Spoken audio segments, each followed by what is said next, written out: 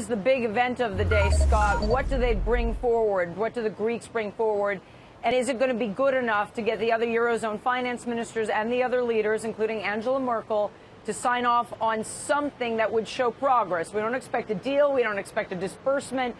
We expect, if there's any progress, anything positive, it would be positive words to suggest that they can continue to move forward.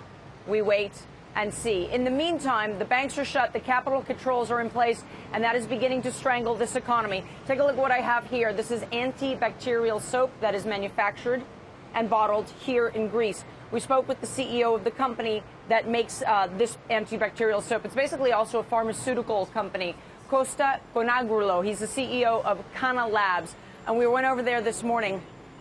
He imports a lot of stuff. He's had a tough 5 years already. 5 years ago, his annual revenue was 60 million euros. That has now fallen to 25 million euros. He's had to lay off about 10% of his employees, 20 of them. And he's really struggling because he imports so many materials, whether actual pharmaceuticals to distribute or the raw products that go inside the antibacterial soap. The problem is money cannot leave the country. Those are the capital controls. So he cannot pay his overseas suppliers.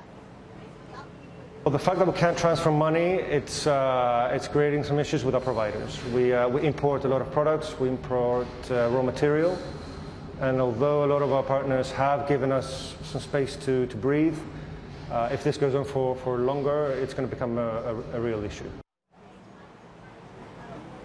He says he hasn't slept well in 5 years, ever since the crisis started.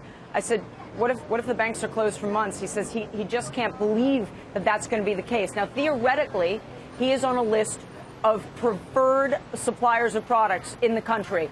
What the finance ministry is supposedly doing right now is putting together a list of things like food, medicines, etc. If you're in that business, you can go to them and apply for the hard cash, the reserves, to be able to pay your overseas bills, so those things can be imported.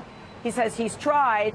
In practicality, that actually hasn't started to function yet, and he's getting nervous about whether or not the bureaucratic process is ever really going to be put in place. So write that large across the entire economy, guys, and it's pretty tough. Hey YouTube fans, I'm Landon Dowdy from CNBC. Thanks so much for checking out our channel. Here you'll find videos packed with all the info that you need to be smarter about your finances. Be sure and subscribe by clicking right here, and click on all the videos around me to see CNBC's original series Young Money, Tech Bet, Kramer's Mad Money, and all the latest from CNBC.